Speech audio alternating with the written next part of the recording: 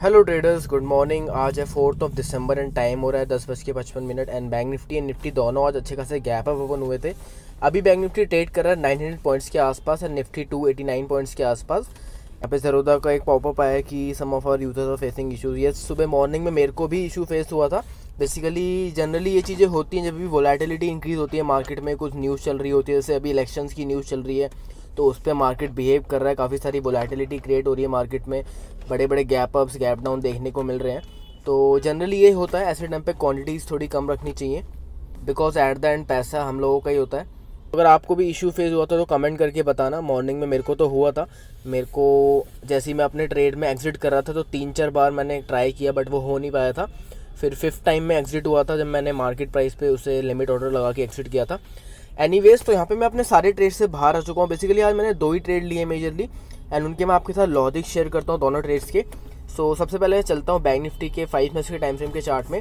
सो आज जो मैंने यहाँ पे स्ट्राइक प्राइस लगा रखी है 45,000 के कॉल ऑप्शन में मैंने ट्रेड किया है एंड 45,900 के पुट ऑप्शन में ट्रेड किया है। 46,000 के कॉल ऑप्शन मैंने लगाया था बिकॉज मैं सोचा था यहाँ से मार्केट को अच्छा खासा एक और मोमेंटम दिखा सकता है बिकॉज अपसाइड यहाँ पे टारगेट था 46,000 का, वहाँ तक ये रेजिस्टेंस फेस करेगा बैंक निफ्टी। वहाँ पे बैंक निफ्टी छोटा सा रेजिस्टेंस फेस कर सकता है, तो इसलिए मैंने यहाँ पे 46,000 का कॉल ऑप्शन भी लगा रखा था। इसमें मैंने ट्रेड नहीं किया है। सो मैं आपको लेके चलता हूँ बैंक निफ्टी के 5 मिनट्स के टाइम फ्रेम के चार्ट पे एंड शेयर करता हूँ दोनों ट्रेड्स के logic. All right, so bank Nifty के 5 मिनट्स के टाइम फ्रेम का चार्ट है। 5 मिनट्स का मैंने वेट किया था, जैसे ही रेड कैंडल बनी थी बेसिकली मैं यहाँ पे थोड़ा रिवर्सल प्लान कर रहा था बिकॉज जनरली बड़े gap up and gap down के साथ एक प्रॉफिट बुकिंग और शॉर्ट कवरिंग देखने को मिलती है। तो यहाँ पे मैं प्रॉफिट बुकिंग थोड़ी एक्सेप्ट कर रहा था कि यहाँ से प्रॉफिट बुकिंग थोड़ी सी आ सकती है एंड एक पुट साइड में अच्छा खासा ट्रेड मिल सकता है। बट ओवरऑल देखोगे तो मार्केट एक अपवर्ड टेरिटरी में स्ट्रांगली बुलिश चल रहा है फिलहाल तो इसलिए मैंने जो सेकंड ग्रीन कैंडल बनी थी उसके ब्रेकआउट पे मैंने एग्रेसिवली कॉल ऑप्शन बाई किए थे एंड जो 3 ग्रीन कैंडल बन रही है ये आपको छोटे से मूवमेंट लग रही होगी बट यहाँ पे ऑप्शन का प्राइस काफ़ी अच्छा गेन मिल गया था मेरे को। ऑप्शन के प्राइस में मेरे को ऑलमोस्ट 300 पॉइंट्स मिल गए थे बिकॉज ये जो आप पॉइंट्स देखो, बिकॉज आप ये मोमेंटम देखोगे तो काफ़ी अच्छा खासा मोमेंटम आया था। ये जो 930 की कैंडल है काफ़ी अच्छी है, बिग बुलिश कैंडल बनी थी। तो मैंने यहाँ पे एग्रेसिवली कॉल ऑप्शन बाय किए थे ऑलमोस्ट 500 समथिंग के प्राइस पे एंड उससे मैंने 800 रुपीज़ पे एग्जिट किया था। तो उसमें मेरे को ऑलमोस्ट कैपिटल मेरा डबल हो गया था, ऑलमोस्ट 1:1 के आसपास का टारगेट मिल गया था, तो मैं बाहर आ गया था।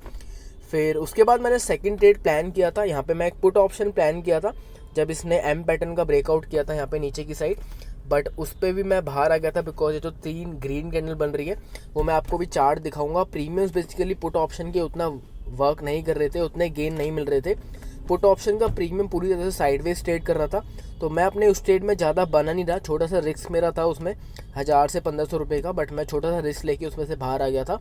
जो बेसिकली प्रॉफिट हुआ था उस पर से छोटा सा मैंने रिस्क लिया था एंड यहाँ पे मैंने पुट ऑप्शन क्यों प्लान किया था उसके लिए मैं आपको डेली टाइम फ्रेम के चार्ट पे लेके चलता हूँ और आपको बताता हूँ उसका रीज़न। Please wait. तो मैं चार्ट को थोड़ा सा यहाँ पे छोटा करता हूँ। इफ़ यू कैन सी, अगर आप देखोगे बैंक निफ्टी में यहाँ पे एक गैप है डेली टाइम फ्रेम में जो कि होता है 46,000 के आसपास, 46,100 के आसपास। तो यहाँ पे ऊपर की साइड एक रेजिस्टेंस फेस कर सकता है। तो यहाँ पे मैं पुट ऑप्शन में एंट्री प्लान कर रहा था। एंट्री मेरी थोड़ी अर्ली थी बिकॉज एक काफ़ी अच्छे गैप अप के बाद एक जनरली मैं गैप फिल ट्रेड प्रेफर करता हूँ, तो वो वर्क नहीं किया तो उससे मैं बाहर आ गया था। एंड अभी हम देखें तो निफ्टी अभी ऑल टाइम हाई ब्रेक करके उसके ऊपर ही ट्रेड कर रहा है 1-2 दिन से, बट बैंक निफ्टी ने अभी तक अपना ऑल टाइम हाई टच नहीं किया है जो कि इसका ऑल टाइम हाई है ये 46,200 के आसपास है। तो जैसे ही अपना ये ऑल टाइम हाई ब्रेक करता है या उसके आसपास ट्रेड करता है तो अच्छा खासा एक मोमेंटम देखने को मिल सकता है बिकॉज बैंक निफ्टी में यहाँ पे एक reverse head and shoulder pattern भी बन रहा है। अगर मैं आपको दिखाऊँ तो आप देखोगे reverse head and shoulder pattern बन रहा है जिसका बैंक निफ्टी ने आज गैप अप ओपनिंग के साथ एक ब्रेकआउट शो किया है इस हेड एंड शोल्डर पैटर्न का। एंड इस हेड एंड शोल्डर की जनरली रेंज देखें, इसके टारगेट की बात करें तो इसका अगर हम बॉटम देखें तो 42,000 के आसपास है और एंड अपसाइड इसका जो हाई है वो है 45,000 के आसपास। सो ये ऑलमोस्ट 3,000 पॉइंट की रेंज है। तो जनरली हेड एंड शोल्डर में जो टारगेट बनता है वो इसी रेंज का बनता है। अगर हम अपसाइड 3,000 पॉइंट की बात करें 45,000 से तो ये 48,000 तक का एक टारगेट बनता है बैंक निफ्टी का। तो जैसे कि वो भी उसका ऑल टाइम हाई के ऊपर ही होगा। तो पहले बैंक निफ्टी को अपना 46,200 के आसपास का जो लेवल है वो अच्छा मोमेंटम के साथ ब्रेक करना होगा। उसी के बाद हम आने वाले टाइम में एक अच्छे खासा अपसाइड मोमेंटम दे सकते हैं 48,000 तक बैंक निफ्टी में।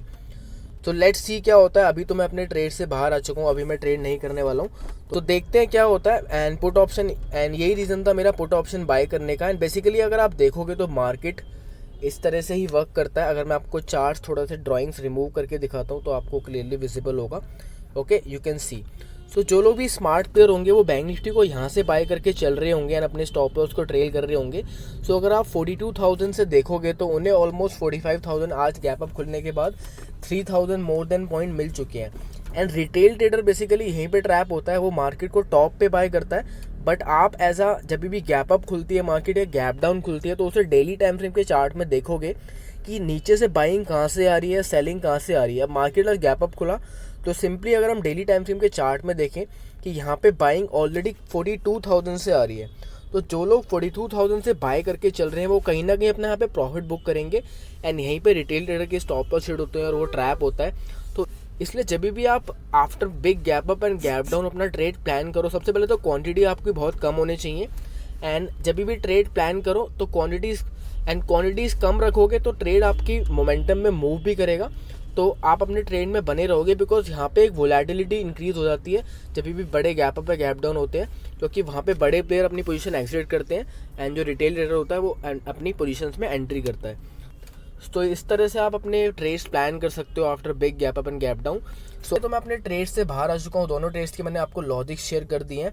सो मैं आपको ओवरऑल पोजीशन पे लेके चलूँ तो सबसे पहला ट्रेड जो मैंने बताया था, मैंने एग्रेसिवली कॉल ऑप्शन बाय किया था 45,000 का, एंड उसमें मेरे को 300 पॉइंट्स मिल गए थे इस ऑप्शन का। अगर मैं आपको चार्ट दिखाऊं तो 880 के आसपास का हाई लगाया था एंड मैं यहाँ पे जो इसने लोअर लोस की फॉर्मेशन करी थी यहाँ पे मेरा ट्रेलिंग स्टॉप लॉस हिट हो गया था और मैं बाहर आ गया था।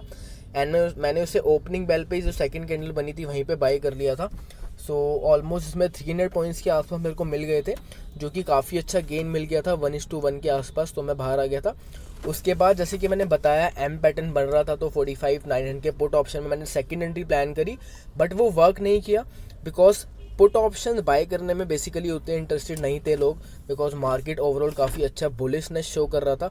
इस टाइम पे प्रीमियम्स में मूव नहीं होती है। अगर आप देखोगे तो अभी तक पुट ऑप्शन का प्रीमियम यहाँ पे साइडवेज ही चल रहा है। मैंने 320 के आसपास बाय किया था, 333 चल रहा है। एंड जहाँ पे इसने एक लोअर लोस की फॉर्मेशन करी थी मैं यहाँ पे बाहर आ गया था कॉस्ट टू कॉस्ट के आसपास, बिकॉज वहाँ पे उतना अच्छा मेरे को मोमेंटम नहीं शो कर रहा था एंड ऑलरेडी 10:30 से 11 हो चुके थे, तो मैं अपने दोनों ट्रेड से बाहर आ गया था।